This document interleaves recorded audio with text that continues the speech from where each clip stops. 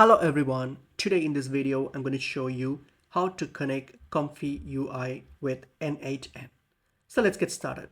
Open up N8N, log into your account. Once done, click on this create workflow option and then go to the create workflow page here.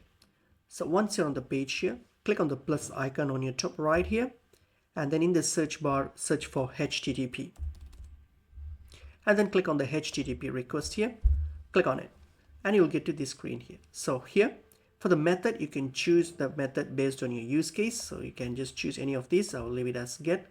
URL is the URL of your Comfy. So you can go to your Comfy and then just get it. So let's go to ComfyUI. So just go to the page and then copy the URL from there. And then you can paste it from here.